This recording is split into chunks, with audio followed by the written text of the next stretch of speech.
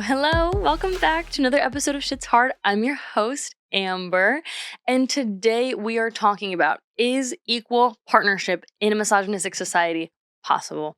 I am so excited for this episode. I was sitting in my room and I was like, what am I going to talk about today? And then it came to me that I just had this conversation with my boyfriend the other day, and I was like, your girl has a lot to say. Okay, so we're going to keep it in the regular time frame, although I feel like I could talk about this for a fucking hour. But let's get into it. So my first question to you is, what does 50-50 mean to you? And this is a conversation I just had with him. I was like, what does fucking 50-50 mean? Because we talk about splitting things 50-50, splitting financial things 50-50, dinner, rent, whatever the fuck. But does that just mean, well, I guess, yeah, what I just said, does that just mean fun stuff like dinner, activities, travel? Or does it also mean rent, groceries, livelihood? And those things are different. So I feel like this is something I never really hear talked about, and I really want to get into it. But my question really does still stand, and I'm interested in your answer. So if you have one, please drop it below. Do you believe that equal partnership is possible in a misogynistic society? And I want to ask that because a long time ago, my boyfriend, when he was not my boyfriend, we would get into these deep conversations just about whatever the fuck. Honestly, things I talk about on this podcast. And so we were talking about what does a man bring to the table? What does a woman bring to the table? What does femininity and masculinity mean? And if we're tapping into femininity and masculinity, are we contributing to a misogynistic society? I don't know. But it's something that I've pondered, so I'm hyped for this episode, if you can't tell. Because I don't know, I really have thought about these things, and I don't really have the answer. I don't even have the answer to the title of this video. Is equal partnership possible in a misogynistic society? I don't know. Because when he asked me that question, he was like, what does a man bring to the table? And obviously I was like, I think it's important for a man to treat his woman. I do think he should be getting the bill. I do think he should be opening my car door. I do think he should be bringing flowers just cause. I want a man who treats me like a little baby princess. And if he's not really doing those things, I'm not really interested. And so we kind of talked about, he was okay, well, that's what the man brings. What does a woman bring? And I sat on this question. I don't know why I was so surprised by it, but okay, not surprised by it. Women don't bring shit. Obviously, women fucking bring the whole fucking village to the relationship. But I really wanted to sit with a real definitive answer. And this is what I came to. I believe that women typically bring to a relationship emotional and mental maturity, information, intellect, just so much mental and emotional load they carry on a relationship. I would say it's almost always primarily the woman who's taking on that load. I've never seen a relationship where the man was taking on primarily the emotional mental load at all. I can't even think of a scenario, and I'm thinking about my personal life, right? Because I'm gonna be real with you, I haven't looked into the studies of this specific question. I don't even know if there are any. But I look in my life, right, and I see my parents, and I see my aunts and uncles, my family, right, my grandparents, and then, I see, people in my society, right, teachers, and if I, meet them and their parents, or, partners and partners' parents, or, my partner's siblings and their relationship, all these people, just any relationship that I've ever witnessed in my life, I've ever just, observed. And again, I don't fucking know their relationship. Let me be very clear. I'm not here to be I know everything about these people's relationship. No, I definitely don't. I don't know what happens behind closed doors, obviously. But just from what I've seen, I'm it seems to me the women tend to carry the mental and emotional load. And what does that mean? What is mental and emotional load? Relationships. If you think about a relationship, right? And okay, so this is something that bugs me all the time. I'll see a book or even a video. I'll see a video on TikTok that's 5 questions to ask your partner before you get into a real relationship, or 5 questions to ask at the beginning of the relationship. Or there'll be a book, and the book is on relationships and how to have a cohesive and positive and happy relationship. Who is that book for? Who's reading the book? Who's going to initiate asking those questions in the relationship. I'm not here to say a man has never initiated those things. I'm not here to say that. Like, who is primarily taking the initiative to start these conversations? Like, I have to think that it's women. I mean, in my own personal relationships, it's never really been my partner who's like, hey, like, I saw like this thing about like how to make sure your relationship is like healthy and happy. And so like I wanted to do it with you or talk about it with you. Like, don't get me wrong, I don't think men are incapable of that. And I don't think that's like never happening anywhere. But I do think if we look at every single heterosexual relationship, we would certainly see an overwhelming majority of women doing that work, which is work. It's labor. In order to maintain and cultivate a healthy relationship, it's work. It's labor. I think about this all the time when I'm having like maybe like an argument or something with my partner. And it's like, not only am I arguing my own point, right? But I'm also like zooming out and thinking about like the bigger picture, right? I'm thinking about like, how do I make them feel heard? How do I make them feel seen? Like, how do I make sure that I'm, listening to what they have to say and also like respecting what they have to say, even if I don't agree with it? And how do I try to find this common ground solution where we're both happy? Where I feel like, I don't know, a lot of men I feel like are kind of just arguing their point and like, well, you're not getting it and you're not understanding me. And like one thing I'll always say in an argument is like, are you listening to understand or are you listening to respond? Like you keep screaming, not screaming, but like you keep saying you're not understanding me, but are you understanding me? Like, are you looking at this like thing and like twisting and turning it to be like, all right, I'm feeling misunderstood and that's valid. Obviously, everyone deserves to feel understood, but am I also putting an effort to understand? And it's like, this is what I'm talking about, like the emotional mental labor that I'm like, men just overwhelmingly are not doing. And, we could get into why. I don't know why. I don't think that they were raised in a society where they like are taught to do that or given the tools or resources to do that, or maybe a lot of them don't really care to do that. But to be completely honest with you, in my own experience, I with my own like partners that I've had, and I'll be real, I've had a good list. I've had two like really good high quality partners who I do think like are not aware of these things and just actively ignoring them, because that's like a different thing, right? Like if you have a man who's just actively like, fuck you, like I'm not putting an effort into this, like I'm just gonna like the whole weaponized incompetence thing. I don't think that the men in my life are consciously weaponizing their incompetence, right? But sometimes they do it, right? And I think it's this fallback thing, this subconscious thing that was deeply ingrained in them. My current partner does not do that at all, thank God. But I do think men in general have been taught to weaponize incompetence, so much so that some of them don't even fucking realize that they're doing it. And so this is why I think men today, it's very important to like do your own self-evaluation, self-awareness, get in touch with him, which again, a lot of them are not doing, but that's a whole other thing. But, all of this to say is like, I think a lot of, it was a good question that he asked me, was what does a woman bring to the table? And I was like, a woman is cultivating relationships. She's making the village, right? Same thing as that last week that we were talking about, building a village. Women are top tier community builders.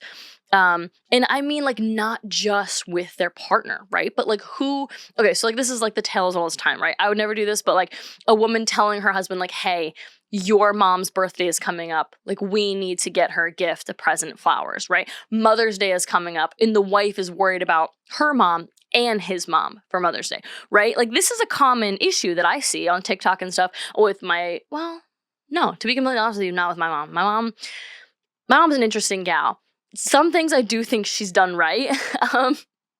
She was not going very far out of her way to do shit that was not her job. And honestly, I respect her for it. She wasn't going out of her way to make sure my dad's mom was cared for on Mother's Day. Not to say my mom didn't give a fuck about her, but like that's my dad's responsibility. And he should be doing that. Like he should be talking with his siblings and talking about like, what are we getting her? What the fuck? So I kind of respect my mom on that. I do. That's not to say that I wouldn't give a fuck about my partner's mom on Mother's Day. Because I would. Of course, I'd be like, that's something to celebrate. But it's not my responsibility to make sure that there's a present and all that kind of shit. Or even a plan, right? And I think like that's a common thing that women struggle with, especially married women with kids and shit. Like the dad just opts the fuck out. He's like, great, that's on her. Whether it's conscious or subconscious is another conversation. But like, I just think like, what does 50-50 equal partnership mean? And it's not going to mean each person doing the exact same amount of work in the exact area, right? So my boyfriend's argument was where he was talking about like men, what are they bringing? They're providers. And nowadays I think men don't have to provide as much because women don't need men to provide for them. And so, we kind of talked about like men feeling lost in the society and maybe not really knowing like where's their place or what they bring to the table, right? Because men were bringing like they were providing, right? They were providing shelter, food, all that kind of shit. And let's be real, a lot of them were abusing that. They were abusing the fact that they were providing that. Not all. Like I'm sure there are some men out there who are happy to put food on their wives' table and happy to like take care of their kids in that way. And we're not using it as manipulation to like get them to do things that they wanted to do. But let's just call the fucking kettle black or whatever the fucking saying is. I don't know. It's like the cat calls the kettle, whatever. Anyways. So it's like so here's my argument, okay? Here's my 3-point paragraph. This is my argument to convince you as such. I don't think that a man is ever capable of equalizing the emotional mental labor in a relationship.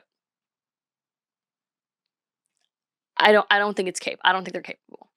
I don't say that in a mean way. I don't say that in a judgmental way. I don't say that in a rude way. In the same way that a man probably 50 fucking years ago would say, like, I don't think a woman's capable of financially providing for her family in a way that a man can, which at that point in time in history would be a fair assessment. I think right now in history, this feels like a fair assessment to say is men are struggling, right? Because they were bringing this thing that was valuable, and now it's not really as valuable because women don't need men to put a roof over their heads. They don't need men to put food on the table. They don't need to stay in an abusive relationship just for the sake of like, being able to put food on the kids' table. Women can go out and work. They can go out and do these things. And that's not to say that the fucking wage gap is not still very much alive and well. But it's not like a need. It's more like a want. It's more like a treat, right? Because a ton of women are working. Both my parents worked my whole life. But I could tell you right now who did the overwhelming majority of shit at home, right? And like I've got my own mommy issues. We've done an episode on that. Like I'm not here to advocate for her, but I am here to like try to honestly evaluate the situation. My dad wasn't cleaning the bathroom. He wasn't vacuuming the living room. He wasn't making dinner. He wasn't packing my lunch. Granted, my mom wasn't either. But it's like, I don't know. I catch myself so often being like, what the fuck's wrong with men? I'm like, well, who the fuck raised you to act that way? And then you know what I find myself doing? My sexist little subconscious, the misogyny deeply rooted in me says, why did his mom raise him like that? Girl, he had a dad too. Like, even myself, I'm like, why the fuck his mom raised him like that? Because I already know the dad didn't fucking raise him, but like, why am I blaming women, right? Like, why am I not holding both parents accountable and being like, why did you both like not, whatever. Anyways, so it's funny to catch myself in that thought process because I'm like, Amber, wait, hold on. That's not what happened here. So anyways, it was a really good conversation and I'm so glad that he brought this to my attention because I think like I said, men were bringing like, they were providing. That's what they were bringing to the table. And no longer is that as valuable. So they're feeling lost in the society. And what are the other things that we need in a relationship, right? Mental and emotional load. And the women have always been bringing that and they're still bringing that. And men can't seem to like find their value because they can't bring that. They don't have, for whatever reason, right? They're not equipped. They weren't taught. They don't have the mental capacity, whatever the case may be. But women are starting to be able to bring to the table what men used to bring. And men are not counteracting that, but also bringing the emotional mental load and saying, okay, well, if you can provide for yourself, I can also bring emotional mental labor. I can also bring the value that you were once bringing. They're not doing that. They're not trying to cultivate a relationship. They're not thinking about like, oh, how do we fight? And like, how do we resolve this? And like, I would be interested to see, right? I'm gonna be real with you. I haven't looked into the studies. How many men have initiated going to couples therapy? I have to assume it's not the overwhelming majority. I would have to assume it's the minority. I'm sure maybe somewhere there's like 1 or 2, but there's no way that's like even 10% of how many people go to couples therapy. I was just looking the other day. I did look at the statistics. 70% of people who go to therapy are women. 70% of people who go to therapy, who seek help, who seek mental and emotional help to regulate themselves, to get advice on their life, to learn and to grow and to cultivate their relationship with themselves so that they're able to go out into the world and have happy and healthy relationships there. 70% of those people are women. Like, that is an overwhelming number. Like, that's a lot. That's a lot. That means 30% are men. And listen, I'll be the first to say, if you're a man going to therapy, kudos to fucking you. Like, I applaud you. I'm proud of you. And you're doing the work. Even if you're behind, even if you feel like you're not where you're supposed to be, you know, maybe even if you're in a relationship with a woman and you don't feel like you have that same mental capacity as her, I commend you. I really do. Because I imagine in this society that has taught you that asking for help is weak, that having feelings and emotions is weak, that crying is weak. I imagine that it's very difficult for you to reach out and ask for help. I imagine it's much easier for me. To be honest with you, when I tell somebody in society, in the world, that I go to therapy, the women are like, fuck yeah. And the men are like, like, they don't really have much to say, but like, they're like, cool. I imagine if a man says, especially in a primarily like male dominated space, that he's going to therapy, I don't know how that's going to be met. I could imagine that a man would not even want to share that news in a male dominated space for fear of getting, you know, backlash or, you know, being made fun of. I imagine that comes with shame and guilt, which sucks, right? Because we have a man who's trying to go out and better himself, and then we have other men who are like, oh, you go to therapy? That's for bitches. That's for fucking girls. Like, what's wrong with you? What are you, fucking mentally ill? What are you, crazy? It's just like, again, I don't know. I don't know what the fuck happens in a male-dominated space. I mean, I do, but like, I don't know what happens like in a male's locker room. I'm sure it's not great. Haven't heard good things. I could assume there's a lot of judgment there. I could even imagine on a micro scale, just a man telling his father he's going to therapy. I can imagine that's difficult for a guy to tell his dad that he's going to therapy, right? I could only hope that that father has, you know, hopefully broken some generational things and created a safe space for his son to open up, but I don't know. I would guess majority says probably not, right? The numbers would probably say a dad would be like, okay, maybe he'd be like, cool, great, right? But I would assume the majority would be like, why? What's wrong with you? What do you need that for? You can't just tough it out. You can't man up. You can't figure this out on your own. And it's like, it's this harmful rhetoric of teaching men that asking for help is weak. It's not. And I think that is like caused a lot of like filter down problems because women, right, are excelling mentally and emotionally, right? We are so much better at building community, friendships, relationships, deep, meaningful ones, right? I'm not talking surface level, like, hey, how's your weekend? I'm talking like deep, meaningful relationships. And like, so we see this, right? Women are succeeding overwhelmingly in this category. And then we also see women are also overwhelmingly the first to go ask for help when they need it. We have to see that those things are connected. So I guess that's what I'm saying is like, what does 50-50 mean to you? It's like, well, I don't think a man's capable of bringing the emotional and mental load that a woman can to a relationship. And so I guess, and I don't think they need to be embarrassed of that. I don't think that means they should go fuck off and like not exist. Well, I'm just kidding. I am a man hater at the end of the day, but I will say, I do think this means that one, they could take a driver's seat position in trying to get help where they know that they're like failing. I'm not trying to be a dick, but like failing, knowing that they're not bringing to the table what their partner is mentally, emotionally.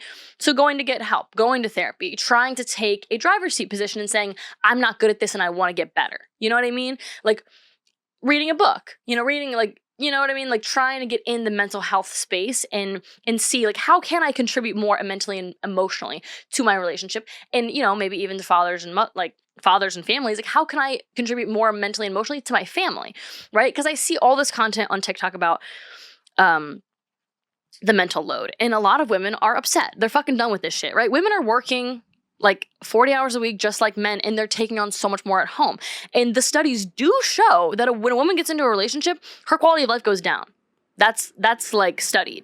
That's the overwhelming majority of women who get into a serious relationship, who start a family with a man, her quality of life goes down. So when we say a man should feel lucky to have a woman in his life, he should feel lucky to get to take her to dinner, to get to go out with her, to get to have her, because she's a huge asset. And she's taking a huge gamble and potentially lowering her quality of life to be with you. That ain't saying nothing. Like, that's a lot. That's a lot for a person to give you. And for a man, right, to go into a woman's life, the studies show overwhelmingly so that a man's quality of life will go up. Why is that? And so I had a really good conversation with my boyfriend about it. He was like open. I mean, I was getting a little flustered. I was like, you're kind of pissing me off. But we had like a healthy conversation about like I had met something. I'd mentioned, it started because I said something about like men should feel lucky to have a woman in their life. And he's like, well, like, I think equal part, like everybody should feel lucky to have their partner. Like, I don't want to be in a relationship where my partner's like, you should feel lucky to have me. He's like, she should feel lucky to have me too. And I'm like, of course, yes. Like, I mean, we're kind of fixating on the word luck at this point, but like, yes, everybody should feel valued, right? Everybody should feel loved and supported. But I think for a man to totally negate the fact that her quality of life will most likely go down, his will most likely go up, that's really ignorant and shitty. And sometimes I do think I notice this with just men in general, is they like to think in black and white. They like to think we're in a Hallmark movie or a Disney movie, and they like to think that things are perfect and pristine, and we don't have a corrupt government, and we don't have a corrupt society. The United States doesn't have a corrupt history, and we don't have deep-rooted misogyny and sexism and racism everywhere, but that's not true. We do. This is reality. This is the reality for many, many women. This is study. This is science. And so I agree, sure. In the ideal dream world, everybody contributes, equally in their relationship. And the reality is that will probably ebb and flow, right? Like, there'll be days where you can't really give as much to your relationship. Maybe you're spread thin in another area of your life. And, if you're in an equal partnership, your partner will happily pick up the slack. And then inevitably at another point in time, they'll, not really be able to contribute what they could, and you'll pick up the slack and whatever. But that's not really what I'm talking about. I'm talking about over the lifespan of a relationship, right? People who get married until they die. Who is doing the overwhelming amount of emotional and mental labor? And we can't sit here and pretend that it's men. It's not. And so I guess that's why I was saying to him, like, oh, men should come at a relationship feeling lucky to spend time with a woman, to be able to take her out, to be able to have him in his life, to be able to have her in his corner, because his quality of life will probably go up. His shit, his fucking career, his family dynamics, like all this stuff will probably get better with her in it, because, women are community. They are relationship queens. Like, they are killer at the game of life. And I'm not talking about like material goods or material success. I'm talking about like personal relationships, having deep, meaningful connections with others, forming and cultivating that kind of stuff. And I think a man with a woman in his life, even his friendships might get better. His relationship with his family could get better. And so I guess that's the point that I'm trying to make here, is like, a man should come into a relationship knowing that he doesn't bring to the table emotionally, mentally what she does, and operating accordingly. Right. And I'm not saying he should come into it and be like, oh, like, I'm a little bitch. Like, I'm lucky to even fucking, that she's even looked at me. I'm not saying that. I'm not saying this self-depreciating thing. But this is another thing that I think men don't understand. To lift somebody else up, to appreciate somebody for what they bring to the table, does not inherently tear you down.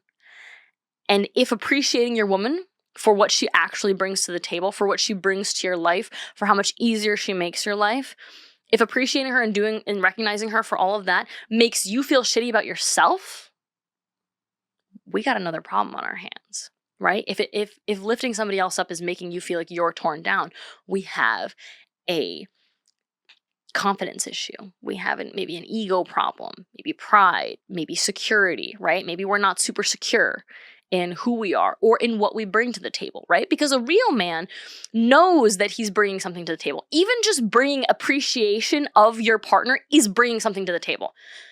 Just simply coming to the relationship, realizing that she brings so much emotional and mental quality and value to your life, and just simply appreciating her for that, loudly, out loud, making it known to her that you recognize that in her and you see that in her, that's bringing something to the table in and of itself.